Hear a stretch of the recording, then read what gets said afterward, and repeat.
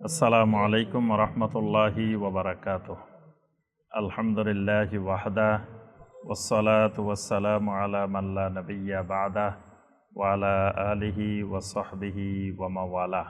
তো গত দার্সে আমরা 10টা কবিরা গুনাহ আলোচনা করছি, 1 থেকে 10। ইমাম আয-যাহাবী রাহিমাহুল্লাহ, নাম শুনছি না আমরা? ইমাম আয-যাহাবী, শামসুদ্দিন মুহাম্মদ ইবনে উসমান আয-যাহাবী রাহিমাহুল্লাহ। ইমাম যাহাবী নামে সারা পৃথিবীতে সমস্ত আহলুল এলেম, সমস্ত মুসলিমের কাছে পরিচিত এক নাম ইমাম আয-যাহাবী। শাইখুল ইসলাম ইবনে তাইমিয়া রাহিমাহুল্লাহ ছাত্র। শাইখুল ইসলাম ইবনে তাইমিয়া রাহিমাহুল্লাহ 3 জন বাগা বাগা ছাত্র আছে, সারা বিশ্বে নাম করা। এই 3 জনের কিতাব না পড়লে কোনো আলেম হতে পারে না। এই 3 জন, হানাফি বলেন, শাফি বলেন, মালিকি বলেন, হাম্বলি বলেন, আহলে হাদিস বলেন, যাই বলেন, এই 3 জনের কিতাব না পড়লে কেউ আলেম হতে পারবে না। এরা কারা কারা? শাইখুল ইসলাম ইবনে তাইমিয়ার 1 নম্বর ছাত্র ইমাম ইবনুল কাইয়্যিম। ইমাম ইবনুল কাইয়্যিম, দেখবেন আরব দেশে ইবনুল কাইয়্যিমের নামে অনেক মসজিদ, অনেক প্রতিষ্ঠান, অনেক জায়গা আছে। ইবনুল কাইয়্যিম, বাংলাদেশে ইবনুল কাইয়্যিমের এত পরিচিতি পায় নাই। ওনার একটা প্রসিদ্ধ কিতাব আছে জাদুল মাআদ। এই কিতাবটা পড়ানো হয় মাদ্রাসায়, উচ্চতর ইয়ার ক্ষেত্রে পড়ানো হয়। ইবনুল কাইয়্যিমের জাদুল মাআদ। তারপরে ইবনুল কাইয়্যিমের আরো অনেক কিতাব আছে, ইমাম ইবনুল কাইয়্যিম রাহিমাহুল্লাহ। আরেকজন স্টুডেন্ট হলো ইমাম ইবনে কাসির। ইবনে কাসিরের তাফসির, ইবনে কাসিরের আল বেদায়া ওয়ান নেহায়া, ইবনে কাসিরের অনেক কিতাব। তারপরে আরেকজন ইমাম আয-যাহাবী, তিনি 748 হিজরিতে মৃত্যুবরণ করছেন, ইমাম আয-যাহাবী রাহিমাহুল্লাহ। তো দেখেন এখন চলের 1445, উনি 748, তাহলে প্রায় কয় বছর? 700 বছর। 700 বছর আগে তিনি মৃত্যুবরণ করছেন। সে 700 বছর আগে তিনি কিতাব লিখে গেছেন, কিতাবুল কাবায়ের, কবিরা গুনাহ। কবিরা গুনার উপরে এটারই শত শত ব্যাখ্যা লেখা হয়েছে এই 700 বছরে। মানে কিতাবুল কাবায়েরেরই ব্যাখ্যা আছে। শাইখ উসাইমিন রাহিমাহুল্লাহ ব্যাখ্যা লিখছেন, শাইখ বিন বাজ রাহিমাহুল্লাহ ব্যাখ্যা লিখছেন, শাইখ সালেহ আল ফাওজান হাফিজাহুল্লাহ ব্যাখ্যা লিখছেন। অসংখ্য আলেম যুগে যুগে এই 700 বছর ধরে তার কিতাবুল কাবায়েরের ব্যাখ্যা লিখছেন। এবং তার একটা জগৎ বিখ্যাত গ্রন্থ সিয়ারু আলামিন নুবালা। ইমাম যাহাবীর কিতাব হলো সিয়ারু আলামিন নুবালা। নুবালা মানে সাহাবায়ে কেরাম। সাহাবায়ে কেরামকে উনি বলছেন নুবালা, মানে দুনিয়ার সবচাইতে সেরা মানুষ, তারকা, এরা নুবালা। এই নুবালাদের জীবনী লিখছেন উনি। এজন্য এলমে হাদিস স্টাডি করতে গেলে রাবিদের জীবনী জানতে হইলে ওই সিয়ারু আলামিন নুবালা জানতে হয়। সিয়ারু আলামিন নুবালা, এটা ইমাম আয-যাহাবীর কিতাব। তো ইমাম যাহাবীর কিতাব থেকে আমরা আলোচনা করতেছি এই দার্সগুলো। তিনি সিরিয়াল আকারে 70টা কবিরা গুনাহ কোরআন হাদিসের দলিল সহ আলোচনা করছেন। 1 নম্বর কবিরা গুনাহ আলোচনা করছি আমরা আশ-শিরকু বিল্লাহ, আল্লাহর সাথে কি করা? শিরিক করা। 2 নম্বর বলছি কাতলুন নাফস, মানুষকে হত্যা করা। 3 নম্বর বলছি আস-সিহর, জাদু করা। 4 নম্বর তারকুস সালাহ, সালাত পরিত্যাগ করা। 5 নম্বর মানউজ যাকাত, যাকাত না দেওয়া। 6 নম্বর ইফতারু ইয়াউমিন মিন রমাদান বেলা ওজর, ওজর ছাড়া রমাদানের দিনের বেলা ইফতার করা, মানে দিনের বেলা খাওয়া দাওয়া করা, সিয়াম পালন না করা। 7 নম্বর তারকুল হজ মাআল কুদরাতে আলে, সক্ষমতা থাকার পরেও হজ না করা, এটাও কবিরা গুনাহ। 8 নম্বর উকুকুল ওয়ালিদাইন, মা বাবার অবাধ্য হওয়া, মা বাবার কথা না শোনা। 9 নম্বর হিজরুল আকারেব, নিকট আত্মীয়দেরকে পরিহার করা, নিকট আত্মীয়দের সাথে সম্পর্ক ছিন্ন করা। 10 নম্বর আজ-জিনা, ব্যভিচার করা। এই 10টা আমরা গত দার্সে আলোচনা করছি। আজকের দার্সে আমরা আর 10টা আলোচনা করব সংক্ষেপে ইনশাআল্লাহ। 11 নম্বর কবিরা গুনাহ যেটা, সেটা আল-লিওয়াত। একটা কবিরা গুনাহ গেছে জেনা, আর একটা কবিরা গুনাহ আল-লিওয়াত। লাওয়াত মানে সমকামিতা, লাওয়াত মানে সমকামিতা, এটাও একটা কবিরা গুনাহ।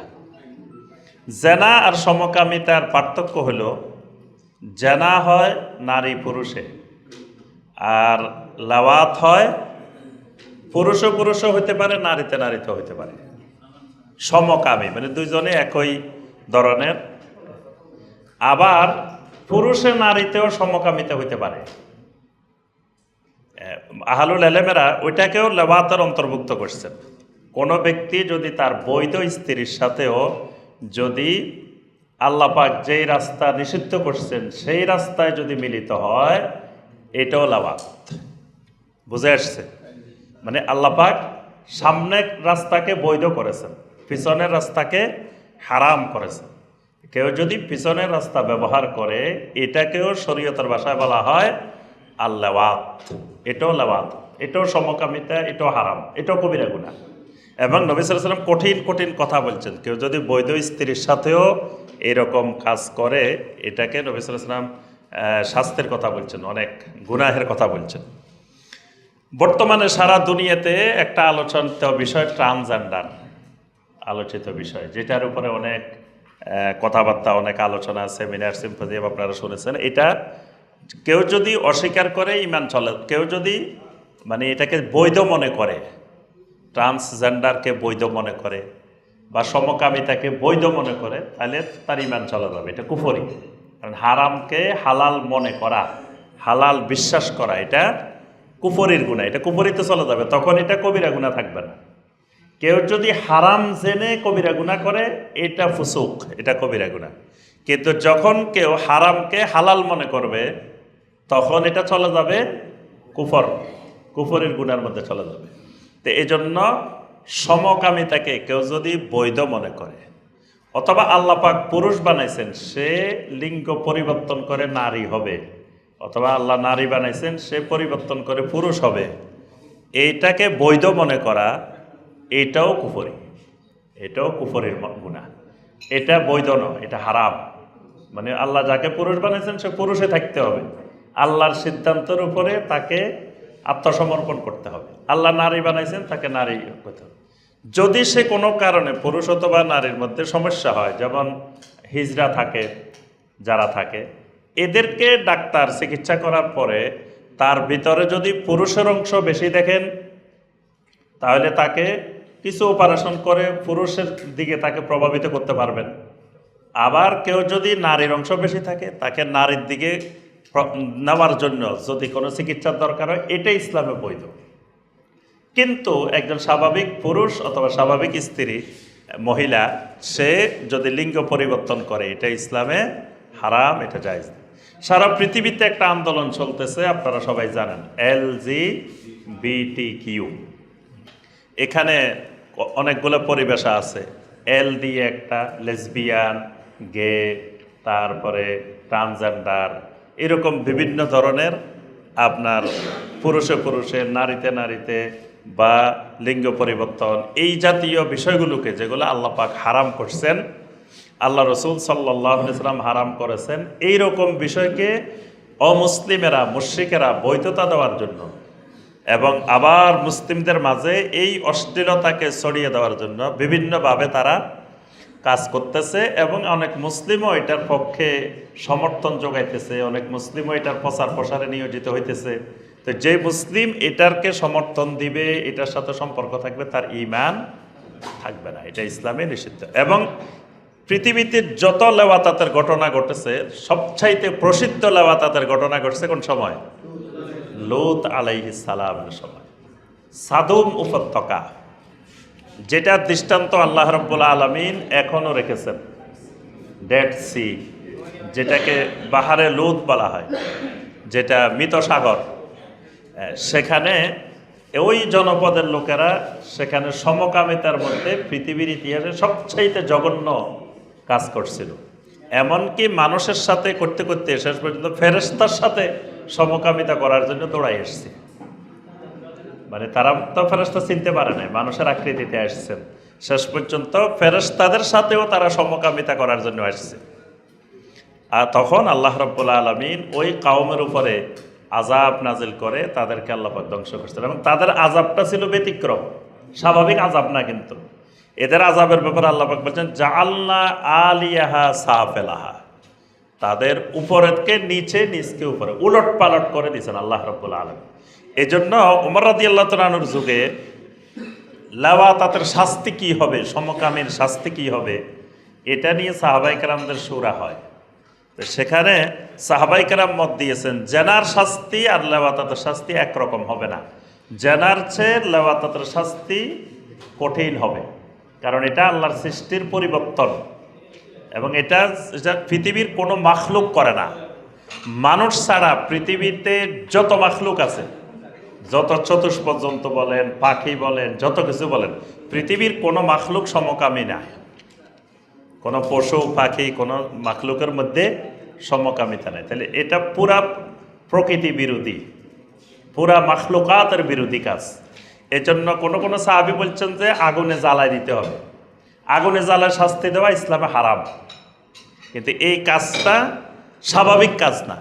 এজন্য কেউ কেউ বলছেন যে তাকে আগুনে জ্বালায় দিতে হবে, কেউ কেউ বলছেন যে পাহাড়ের উপরে তুলে, একবার উঁচু পাহাড়ের উপরে তুলে ওখান থেকে নিচে নিক্ষেপ করে হত্যা করতে হবে। কেউ কেউ বলছেন যে সাগরের মাঝখানে নিয়ে তাকে ওখানে ডুবাই হত্যা করতে হবে। কেউ কেউ বলছেন যে তাদেরকে মৃত্যুদণ্ড দিতে হবে, দুইজনকে মৃত্যুদণ্ড দিতে হবে, যে দুইজন সমকামী দুইজনকে মৃত্যুদণ্ড দিতে হবে। এইভাবে অনেকগুলো শাস্তির কথা সাহাবাই কারাম সূরায় আলোচনা করেছিলেন। তো এই ব্যাপারে আমরা কয়েকটা আয়াত এবং কয়েকটা হাদিস শুনবো এই লেওয়াতাত, এই কবিরা গুনার ব্যাপারে, সমকামিতার ব্যাপারে। সূরা আল আরাফের ৮০ এবং ৮১ নম্বর আয়াতে কারিমে আল্লাহ পাক বলেন, ওয়ালুতান ইয ক্বালা লিকাওমিহি আতাতুনাল ফাহিশাতা মা সাবাকাকুম বিহা মিন আহাদিম মিনাল আলামিন। লূত আলাইহিস সালাম যখন তার কাউমকে বললেন, আতাতুনাল ফাহিশা, তোমরা কি এমন এক অশ্লীল কাজ নিয়ে এসেছ, ফাহিশা কাজ নিয়ে এসেছ, মা সাবাকাকুম বিহা মিন আহাদিম মিনাল আলামিন, তোমাদের পূর্বে পৃথিবীতে আর কেউ এই কাজটা নিয়ে আসে নাই। মানে জঘন্য কাজ, অপরাধ তোমরাই পৃথিবীতে নিয়ে এসেছ, তোমাদের আগে কোনো জাতি এই কাজে অভ্যস্ত হয় নাই। আর পৃথিবীতে যুগে যুগে দেখা গেছে দরিদ্র পীড়িত, অভাব পীড়িত অঞ্চলে এটা প্রসারিত হয় না, এটা হয় মানে ধনী, যে বিলাসী যারা জীবনযাপন করে, তারপর অর্থনৈতিকভাবে উন্নত দেশ, উন্নত সমাজ, এখানে এটা এই শয়তান এগুলো মাথার মধ্যে নিয়ে আসে। এই কারণে লূত আলাইহিস সালামের কাওমেরা ওই সাদুম উপত্যকা ওই আমলে পৃথিবীর সবচাইতে সমৃদ্ধশালী, সবচাইতে ধনী এলাকা ছিল এই সাদুম উপত্যকা। এই মানুষগুলো তখন এই স্বাভাবিক মানে যৌন কাজ রেখে তারা এই অশ্লীলতার দিকে, সমকামিতার দিকে ধাবিত হয়। ইন্নাকুম লাতাতুনার রিজালা শাহওয়াতাম মিন দুনিন নিসা, তোমরা পুরুষদের পিছনে শাহওয়াত পূরণ করার জন্য, তোমাদের যৌন আকাঙ্ক্ষা পূরণের জন্য এগিয়ে আসতেছ। মিন দুনিন নিসা, নারীদেরকে রেখে, নারীদেরকে বাদ দিয়ে তোমরা পুরুষদের পিছনে এই তোমাদের যৌন প্রবৃত্তি দমন করার জন্য এগিয়ে এসেছ। বাল আনতুম কওমুম মুসরিফুন, বরং তোমরা হলে এক সীমা লঙ্ঘনকারী জাতি, তোমরা কওমুম মুসরিফুন। তাহলে যেই জাতির মধ্যে এই সমকামিতা বিস্তার করবে এই জাতি কওমুম মুসরিফুন, এরা সীমা লঙ্ঘনকারী জাতি, এবং এদের উপর আল্লাহর আযাব বৈধ হয়ে যাবে, এদের উপরে আল্লাহর পক্ষ থেকে বিভিন্ন আযাব ও গজব নাজিল হতে থাকে। সূরা হুদের ৮২-৮৩ নম্বর আয়াত, ফালাম্মা জাআ আমরুনা জাআলনা আলিয়াহা সাফিলাহা, যখন আমার নির্দেশ এসে গেল তখন উপরের দিক নিচে, নিচের দিক উপরে উলট পালট করে দিলাম। এদেরকে জিবরিল আলাইহিস সালামের ডানা দিয়ে একবার পুরা এলাকা উপরের দিকে তোলা হয়েছে, তুলতে তুলতে তুলতে অনেক উপরে তুলছে, এবং আসমানের ফেরেশতারা তাদের চিৎকারের আওয়াজ শুনতে পেয়েছে, এরকম উপরে তোলা হয়েছে এদেরকে। তুলে এরপরে পার্শ্ববর্তী এলাকায় আবার উফুট করে নিচে দিয়ে উপরে আল্লাহ পাক মাটি, এবং খালি তুলছেন নামায় নাই। এরপরে আল্লাহ পাক বলছেন, ওয়া আমতারনা আলাইহা হিজারাতাম মিন সিজ্জিলিম মানদুদ মুসাওয়ামাতান ইনদা রাব্বিক, চিহ্নিত পাকানো শক্ত পাথর, পাথরের বৃষ্টি, এদের উপরে পাথরের বৃষ্টি বর্ষণ করা হয়েছে, এবং পাথরগুলো একবারে পাকা পাকা, মানে চিহ্নিত, মুসাওয়ামাতান ইনদা রাব্বিক, আল্লাহ পাক চিহ্নিত করে দিয়েছেন কার উপরে কোনটা মারতে হবে। কার উপরে কোনটা এটা নাম লেখা আছে পাথরের মধ্যে, চিহ্নিত করা, মানে যে যত বড় অপরাধী তার পাথরটাও ওই রকম নির্দিষ্ট করা। এদেরকে আল্লাহ রাব্বুল আলামিন এইরকম শক্ত বাঁকানো মজবুত পাথরের বৃষ্টি নাজিল করে আযাব দিয়েছেন। আল্লাহ রসুল সাল্লাল্লাহু আলাইহি ওয়াসাল্লাম বলেন, লাআনাল্লাহু মান আমিলা আমালা কওমে লূত, যারা লূত আলাইহিস সালামের কওমের এই কাজ করে আল্লাহ রাব্বুল আলামিন এদের উপরে লানত করেছেন। আল্লাহ পাক এদেরকে অভিশাপ দিয়েছেন, লানত করেছেন। এই কথাটা নবী সাল্লাল্লাহু আলাইহি ওয়াসাল্লাম 3 বার বলছেন। আল্লাহ রসুল সাল্লাল্লাহু আলাইহি ওয়াসাল্লাম আরেকটি হাদিসে বলেন, ইন্না আখওয়াফা মা আখাফু আলা উম্মতি আমলে কওমে লূত, আমি আমার উম্মতের উপরে যে জিনিসগুলার সবচেয়ে বেশি ভয় করতেছি তন্মধ্যে একটা হলো কওমে লূতের আমল। এটা জামিআত তিরমিজির হাদিস। আমার উম্মতের উপরে যে জিনিসগুলোর বেশি বেশি আমি ভয় করতেছি সেটার মধ্যে অন্যতম একটা হলো এই কওমে লূতের কাজটা আমার উম্মতের মধ্যেও চলে আসবে। পূর্বেকার নবীদের উম্মতের মধ্যে একটা একটা দোষ প্রকাশ পাইত, আর এই উম্মতের মধ্যে পূর্বের নবীদের যত দোষ প্রকাশ পাইছে সবগুলো প্রকাশ পাবে। ইহুদিরা যা যা করছে, নবী সাল্লাল্লাহু আলাইহি ওয়াসাল্লাম বলেন, লাইয়াতিয়ান্না আলা উম্মতি কামা আতা আলা বানি ইসরাইল হাজওয়ান নাআল বিন নাআল, মানে ইহুদিরা যা যা করছে একবারে জুতার এক পিতা যেমন আরেক পিতার মতো এরাও সব কাজ করবে। এই উম্মত ইহুদিদের সব চলে আসবে, নাসারাদের সব চলে আসবে। শুআয়ব আলাইহিস সালামের কওম কি করত? ওজনে কম দিত। এই উম্মত এটা সেরা এখন, ওজনে কম দেওয়ার ক্ষেত্রে ওদেরকেও মানে পিছনে ফেলে দিছে। ওদের সাথে প্রতিযোগিতা হলে এরাই ফার্স্ট হবে, শুআয়ব আলাইহিস সালামের কওমের সাথে। তারপরে আপনার ওই যুগের এক এক নবীর উম্মতের এক একটা খারাপ দিক ছিল। নবী সাল্লাল্লাহু আলাইহি ওয়াসাল্লাম যে আশঙ্কাগুলো করছেন এই উম্মতের মধ্যে ওই সমকামিতার বিষয়টাও চলে আসবে, এটাকে নবী সাল্লাল্লাহু আলাইহি ওয়াসাল্লাম আশঙ্কা করছেন। মাসিহে দাজ্জালের চাইতে আরেকটা জিনিসকে আল্লাহ রাসূল এই উম্মতের জন্য বেশি আশঙ্কা করছেন, সেটা কি? রিয়া। এটাকে নবী সাল্লাল্লাহু আলাইহি ওয়াসাল্লাম বলেছেন, আমি আমার উম্মতের উপর আশঙ্কা করতেছি মিন ফিতনাতুল মাসিহে দাজ্জাল, মাসিহে দাজ্জালের ফিতনার চাইতেও বেশি আশঙ্কা করতেছি, ভয়ঙ্কর মনে করতেছে। সেটা হলো রিয়া। রিয়া এখন এত ব্যাপক হারে লাভ করছে, রিয়া ছাড়া মানুষ আমলে করতে পারে না। যে রাত্রে তাহাজ্জুদ পড়ে হে সারাদিন মানুষের কাছে বলে বেড়ায়, দেখবেন যারা যেখানে পাইব, ভাই আমি কি রাত্রে ঘুমাইছি নি, রাত্রে 3টায় উঠছি যে, মানে মানুষ যাতে বুঝে যে তাহাজ্জুদ পড়ে সবাই বলে বেড়াইব, মহিলাও পুরুষও। মহিলাও যদি পড়ে এই শত আফা আমি কি রাত্রে ঘুমাইনি, আমি তো রাত্রে 3টা বাজে উঠছি যে এই নামাজ পড়তে আছি। মানে একদিন একজন গল্প করতেছে যে আমি তো ডেলি 5 ওয়াক্তর জায়গায় আমি 35 ওয়াক্ত নামাজ পড়ি। 35 ওয়াক্ত নামাজ পড়ে এক মহিলা, আমাদের এই এক আত্মীয়, মানে গল্প করতেছে যে 35 ওয়াক্ত নামাজ। সবাই তো অবাক হয়ে গেছে, কি 35 ওয়াক্ত, কি নামাজ এগুলা? আর আমাকে জিজ্ঞাসা করতেছে যে 35 ওয়াক্ত নামাজ এগুলা কি? উনি নাকি ডেলি 35 ওয়াক্ত নামাজ পড়ে। মানে এটা মানুষের বলে বেড়ায়, সবাই বলে বেড়ায়। তারপরে আপনার হজ করতে পারলে, একাধিকবার হজ করলে, দ্বিতীয়বার গেছে কি হয়েছে, তৃতীয়বার গেছে কি হয়েছে, পঞ্চমবার গেছে কি হয়েছে, এই গল্প করতে থাকে। মানুষের শোনায় অনেকবার হজ করছে। আর এখন যারা হজে যায় দেখবেন একেবারে ঢাকা এয়ারপোর্টে যায় ছবি, হেরাম পরে ছবি, তারপরে আপনার তাওয়াব করতেছে ছবি, ওই অমুক জায়গার ছবি, অমুক জায়গার ছবি, সবাই দেখাইতে হবে যে তিনি হজে গেছেন, তিনি আলহাজ হইতেছেন। আলহাজ না লিখলে তো অবস্থা খুব খারাপ। আমি মিয়া বোম্বাই হাজি নাকি, আমার নামের আগে আলহাজ নাই। আমি এটাও দেখছি এক জায়গায় পোস্টারে একজনের নামের আগে আলহাজ লেখে নাই। আসি এমন গরম, মিয়া আমি বোম্বাই হাজি নি, আমার নামের আগে আলহাজ নাই কেন? তার আলহাজ থাকতেই হবে। তাহলে এই যে রিয়া, এটা নবী সাল্লাল্লাহু আলাইহি ওয়াসাল্লাম বলছেন আমি দাজ্জালের ফিতনার চাইতেও বেশি আমার উম্মতের উপরে আশঙ্কা করতেছি। সুনানে আবু দাউদের হাদিস, আল্লাহ রাসূল সাল্লাল্লাহু আলাইহি ওয়াসাল্লাম বলেন, মান ওয়াজাদতুমুহু ইয়ামালু আমালা কওমে লূত, যখন তোমরা পাইবে কোনো ব্যক্তি কওমে লূতের আমল করতেছে, ফাকতুলুল ফাইলা ওয়াল মাফউলা বিহি, ফাইলকেও হত্যা করবা, মাফউলে বিহিকেও হত্যা করবা।